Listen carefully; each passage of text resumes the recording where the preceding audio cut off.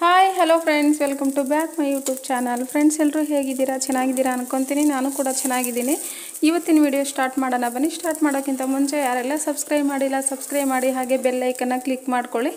ಯಾಕಂದರೆ ನಾನು ಹಾಕುವಂಥ ವೀಡಿಯೋಸ್ಗಳೆಲ್ಲ ನಿಮಗೆ ನೋಟಿಫಿಕೇಷನ್ ಬರುತ್ತೆ. ಆವಾಗ ನನ್ನ ವೀಡಿಯೋಸ್ಗಳನ್ನು ನೋಡಿ ನೀವು ಪ್ರೋತ್ಸಾಹ ಕೊಡ್ಬೋದು. ನಾನು ಕೂಡ ಒಳ್ಳೆ ವಿಡಿಯೋ ಮಾಡಲಿಕ್ಕೆ ನಿಮ್ಮ ಹೆಲ್ಪ್ ಆಗುತ್ತೆ ನನಗೆ, ಅದರಿಂದ ಹೇಳ್ತಾ ಇರೋದು.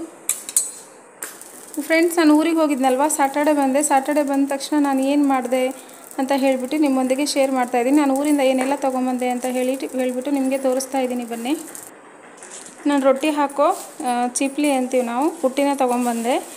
ಅದನ್ನು ನನ್ನ ಹತ್ರ ಇರಲಿಲ್ಲ, ಅದರಿಂದ ತೊಗೊಂಬಂದೆ. ಇಲ್ಲಿ ಸಿಗ್ತಾನೂ ಇರಲಿಲ್ಲ ಬ್ಯಾಂಗ್ಳೂರಲ್ಲಿ, ಅದರಿಂದ ನಾನು ಊರಿಂದನೇ ತೊಗೊಂಬಂದೆ. ಸಂತೆ ನಡೀತಿತ್ತು ಶನಿವಾರ ಹಾಗೆ ಅದನ್ನು ಸಂತೆ ಕೂಡ ಮಾಡ್ಕೊಂಬಂದೆ ಸ್ವಲ್ಪ.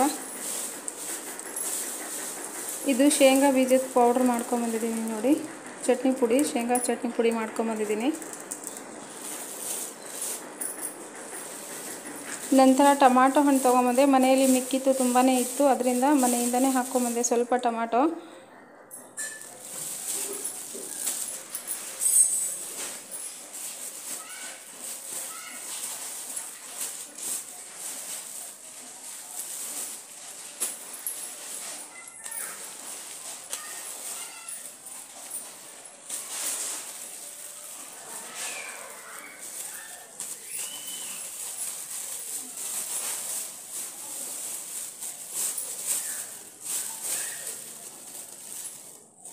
ಇದು ಬೆಟ್ಟಡಿಕೆ, ಈ ಕಡೆ ಸಿಗಲ್ಲ ಅಂತ ಹೇಳಿ ದೇವ್ರ ಪೂಜೆಗೆಲ್ಲ ಬೇಕಲ್ವಾ, ಅದರಿಂದ ಬೆಟ್ಟಡಿಕೆ ತೊಗೊಂಬಂದೆ ಸ್ವಲ್ಪ.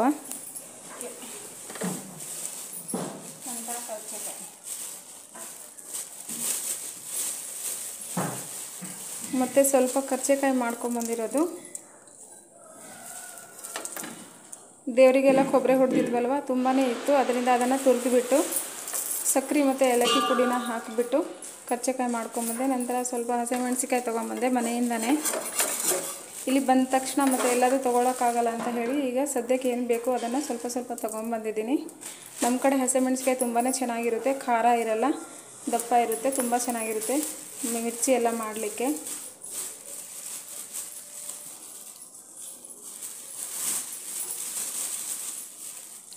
ಮತ್ತು ಈರುಳ್ಳಿ 1 kg ಅಷ್ಟು ತೊಗೊಂಬಂದೆ.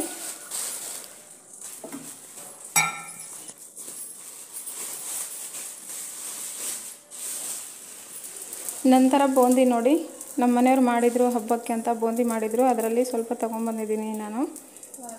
ತುಂಬಾ ಟೇಸ್ಟಿಯಾಗಿತ್ತು. ಅವ್ರು ಅದೇ ಫಸ್ಟ್ ಟೈಮ್ ಮಾಡಿದ್ದು, ನನಗಂತೂ ತುಂಬ ಇಷ್ಟ ಆಯಿತು. ನೆಕ್ಸ್ಟ್ ಟೈಮ್ ಇನ್ನೂ ಮತ್ತೆ ಮಾಡಿಸ್ಕೊತೀನಿ ಅದು ಖಾಲಿ ಆದ ತಕ್ಷಣ. ನಂತರ ಸ್ವಲ್ಪ ದೋಸೆಗಂತ ಅಕ್ಕಿ ತೊಗೊಂಬಂದಿದ್ದೆ. ಆಮೇಲೆ ಸಂತಿ ಮಾಡಿದ್ನಲ್ವ, ಅದನ್ನು ತೋರಿಸ್ತಾ ಇದ್ದೀನಿ ನೋಡಿ, ಸಂತಿ ಒಳಗೆ ಏನೇನು ತೊಗೊಂಡೆ ಅಂತ. ಮತ್ತು ಇದು ರೊಟ್ಟಿ, ಹಬ್ಬದಲ್ಲಿ ರೊಟ್ಟಿ ತೊಗೊಂಡಿದ್ವಿ, ಆ ರೊಟ್ಟಿ ತುಂಬಾ ಉಳಿದಿತ್ತು, ಅದರಿಂದ ಒಂದು 50 ಅಷ್ಟು ರೊಟ್ಟಿ ತೊಗೊಂಬಂದಿದ್ದೀನಿ ಊರಿಂದ. ಅದು ಹಿಟ್ಟು, ಜೋಳದ ಹಿಟ್ಟು.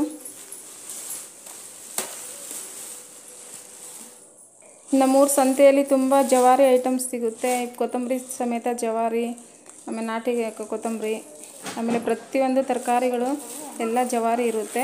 ಈ ಕಡೆ ಆದರೆ ಬರೀ ಹೈಬ್ರಿಡ್ ತಿಂದು ಸಾಕಾಗಿತ್ತು ನೋಡಿ. ಬೋಂಡ ಮೆಣಸಿನ್ಕಾಯಿ ಇದರಿಂದ ಪಲ್ಯ ಮಾಡ್ತೀನಿ, ತುಂಬ ಚೆನ್ನಾಗಿರುತ್ತೆ. ಅದು 1 kg ತೊಗೊಂಡೆ. ಆಮೇಲೆ ಅದೇ ಸೇಮ್ ಕೊತ್ತಂಬರಿ ಸೊಪ್ಪು, ಮೆಂತ್ಯ ಸೊಪ್ಪು ಅವೆಲ್ಲ ನಾಟಿ ಇರೋವು. ನಂತರ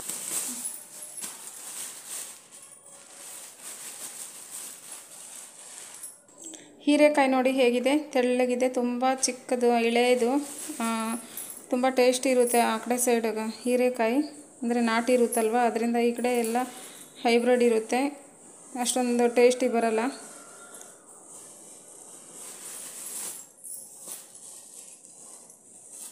ನಂತರ ಅರ್ಧ kg ಅಷ್ಟು ಬೀಟ್ರೂಟ್ ತೊಗೊಂಡೆ. ಮತ್ತು ಜವಳಿಕಾಯಿ ಅಂತ ಹೇಳ್ತೀವಲ್ವ, ಅದು ತುಂಬ ಚೆನ್ನಾಗಿತ್ತು, ಅದರಿಂದ ಅದನ್ನು ತೊಗೊಂಡೆ.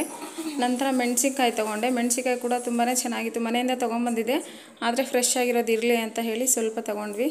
ನಮಗೆ ಎಷ್ಟು ಬೇಕು ಅಷ್ಟು ತೊಗೊಂಡ್ವಿ, ತುಂಬ ಚೆನ್ನಾಗೇ ಇತ್ತು ತರಕಾರಿಗಳು ನೋಡಲಿಕ್ಕೆ, ಮತ್ತು ಫ್ರೆಶ್ ಆಗಿತ್ತಲ್ವ, ಅದರಿಂದ ಆ ಸೈಡಿಂದ ಬರ್ತಾಯಿದ್ವಿ, ಬಿಟ್ಟು ಬರೋಕ್ಕಾಗಲಿಲ್ಲ, ಅದರಿಂದ ತೊಗೊಂಡ್ವಿ.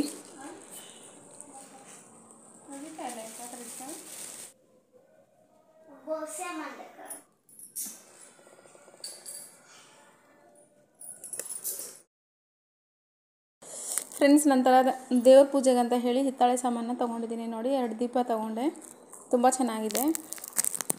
ನನ್ನ ಹತ್ರ ಬೆಳ್ಳಿ ದೀಪ ಇತ್ತು, ಹಿತ್ತಾಳೆ ದೀಪ ಇರಲಿಲ್ಲ, ಅದರಿಂದ ತೊಗೊಂಡೆ.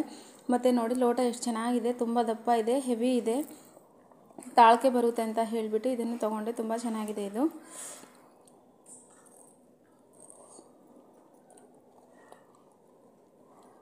ನಂತರ ಊದುಬತ್ತಿ ಹಾಕ್ಲಿಕ್ಕಂತ ಹೇಳಿ ಇದನ್ನು ತೊಗೊಂಡಿರೋದು. ಈ 3 ಸಾಮಗ್ರಿಗಳನ್ನು 900 ರೂಪಾಯಿ ಕೊಟ್ಟು ತೊಗೊಂಡೆ. ತುಂಬ ಚೀಪ್ ಆ್ಯಂಡ್ ಬೆಸ್ಟಲ್ಲಿ ಸಿಕ್ತು. ಮನೆ ಹತ್ರನೇ ಬಂದಿದ್ದರು, ಅದರಿಂದ ತೊಗೊಂಡೆ. ದೇವ್ರ ಸಾಮಗ್ರಿಗಳು ಚೆನ್ನಾಗಿದೆ ಅಲ್ವಾ?